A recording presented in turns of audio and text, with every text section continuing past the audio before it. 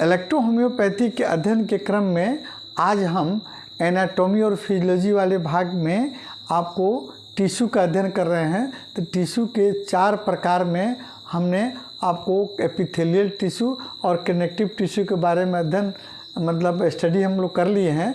आज हम आपको मसल्स टिश्यू या आपको मस्कुलर टिश्यू के बारे में अध्ययन करेंगे, है ना।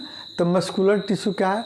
मसल्स सेल से, है ना, बनी हुई संरचना आपको मसल टिश्यू या मस्कुलर टिश्यू के नाम से जाना जाता है ना। हमारे शरीर का 40% हिस्सा आपको मसल्स से आपको बने होते हैं और लगभग 600 मसल्स, है ना, या मसल टिश्यू आपके हमारे शरीर में लगभग पाए जाते हैं।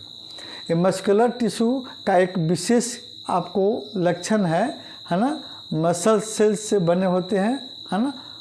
और ये मसल सेल्स जो हैं इसका एक स्पेशल कैरेक्टर होता है, कॉन्ट्रैक्टाइल टिश्यू भी इसको कहते हैं, यानी आपको संकुचनशीलता और आपको फिर रिलैक्स, यानी आपको सही स्थिति में आना, है ना, संकुचन होना और पुनः आपको उस स्थिति में आ जाना, है ना। ये आपको इसका स्पेशल कैरेक्टर है सेल्स का, है ना। कौन?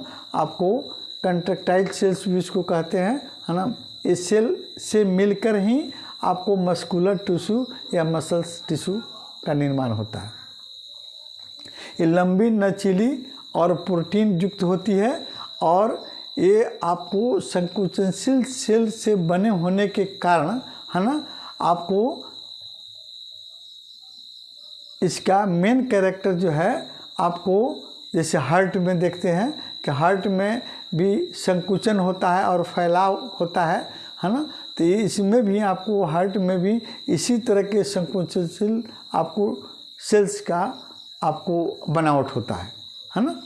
तो इसमें सबसे पहले जैसे हार्ट में देखते हैं, हार्ट सिकुड़ता है तो उसके माध्यम से ब्लड आपको आर्टरी के माध्यम से शरीर के सभी ऑर्गन में आपको जाता है ना। तो ये आपको हार्ट भी आपको ये मस्कुलर टिश्यू या मसल्स टिश्यू से ही का निर्माण इसका होता है।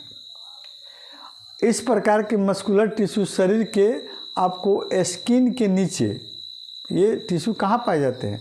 ये आपको स्किन के नीचे और आपको स्केलेटन यानी आपको हड्डियों के ऊपर, है ना, स्किन और हड्डियों के बीच में इस तरह का टिश्यू पाए जाते हैं और ये हमारे शरीर को हिलने डुलने में, मूवमेंट करने में मदद करते हैं और इंटरनल ऑर्गन के में भी मूवमेंट करने में ये मदद करते हैं। इसे कैविटी को ओपन करने और फिर क्लोज करने में भी सहायक होती है इस तरह के टिश्यू, है ना। ये टिश्यू आपको 3 प्रकार के होते हैं। पहला आपको वॉलंटियर मसल्स और इनवॉलंटियर मसल्स, है ना, और एक आपको कार्डियक मसल्स। तो सबसे पहले हम देखेंगे, है ना, वॉलंटियर मसल्स क्या होता है। ये हमारे शरीर की वैसी मसल्स जो हमारी इच्छा के अनुसार नर्वस सिस्टम के नियंत्रण में कार्य करती हैं, है ना।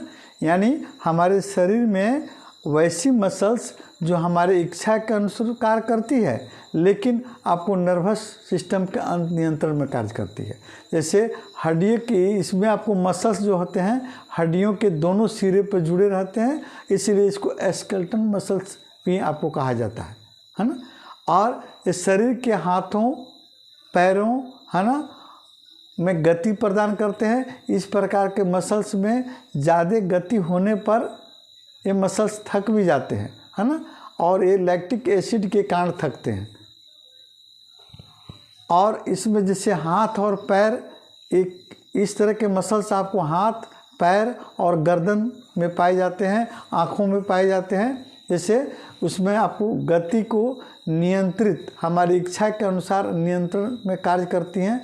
जैसे दौड़ना, चलना, आँखों का फड़कना, है ना, उठना, आँखों का झपकना, है ना, और आपको उठना बैठना, है ना। जैसे हम मुख में भोजन चबाते हैं तो भी आपको ये इनवॉलंटरी मसल्स, है ना, वॉलंटरी मसल्स के अंतर्गत ही आएंगे। हम इच्छा के अनुसार भोजन को चबाते हैं, लेकिन वही भोजन जब हमारी आंतों में ओसोफेगस में चला जाता है तो फिर आपका उसका प्रक्रिया चेंज हो जाती है। वो आपको वॉलंटरी मसल्स के अंतर्गत नहीं आएंगे, वो आपको इनवॉलंटरी मसल्स में फंक्शन में चले जाते हैं। अब देखते हैं इनवॉलंटरी मसल्स क्या कहलाते हैं।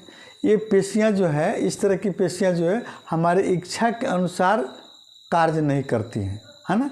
जैसे हम भोजन किए, माउथ कैविटी में भोजन को चबाए दांतों द्वारा, है ना, जीभ से मिलाए, लेकिन वो जो अब ओसोफेगस में जब चला गया, स्टोमक में चला गया, तो वहाँ उसकी प्रक्रिया बदल जाती है ना। ये हो जाता है आपका इनवॉलंटरी मसल्स, यानी आपका रिस्पिरेटरी सिस्टम का ऑर्गन, आपको एलिमेंट्री कैनाल के ऑर्गन, है ना, और मेल फीमेल जेनाइटल ऑर्गन्स के आपको ऑर्गन, जैसे आपको यूट्रस है ना, विजाइना है, पेनिस है ना, और यूरिनरी ब्लैडर के मसल्स आपको आते हैं इनवॉलंटरी मसल्स के रूप में, है ना। इसमें जो भी क्रिया होती है, जैसे पेशाब का आपको यूरिन का बाहर निकलना, है ना, ओवरी से ओवम निकलकर आपको फॉलोपियन ट्यूब से होकर अपने गति के हिसाब से अपने इच्छा के अनुसार आपको यूट्रस में जाना, है ना, इत्यादि क्रियाएं जो है आपको इनवॉलंटरी मसल्स की क्रियाएं होती हैं। अब देखते हैं आपको कार्डियक मसल्स। इस प्रकार के मसल्स जो है हार्ट के वाल में पाई जाती है, दीवारों में पाई जाती है। इसमें वॉलंटरी मसल्स होती हैं, लेकिन आपको वो क्रियाशील नहीं होती हैं। यानी आपको माने तो इनवॉलंटरी मसल्स और वॉलंटरी मसल्स दोनों की आपको गुण आपके मतलब हार्ट के पेशियों में होती है ना, लेकिन इसकी क्रिया आपको इनवॉलंटरी मसल्स में सही नहीं हो पाती है ना।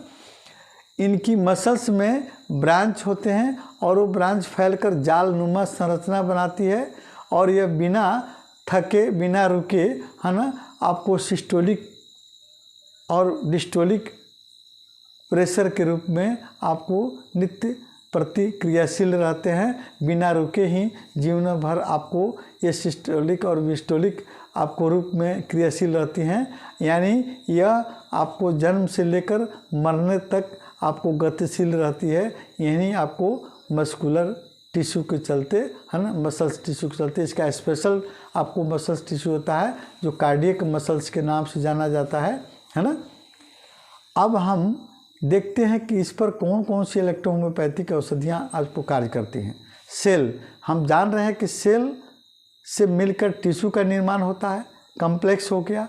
तो हमारे सेल ग्रुप की जितनी औषधियाँ हैं C1 से लेकर C17 तक इस इनवॉलंटरी मसल्स या आपको वॉलंटरी मसल्स और इनवॉलंटरी मसल्स, कार्डियक मसल्स, है ना, सभी पर आपको ये क्रियाएं आपको करती हैं सेल ग्रुप की औषधियाँ C1 से लेकर C17 तक। अगले वीडियो में हम आपको नर्वस टिश्यू के बारे में बताएंगे और नर्वस टिश्यू पर कौन कौन सी इलेक्ट्रोहोम्योपैथिक औषधियाँ कार्य करती है इस पर भी हम लोग डिस्कस करेंगे।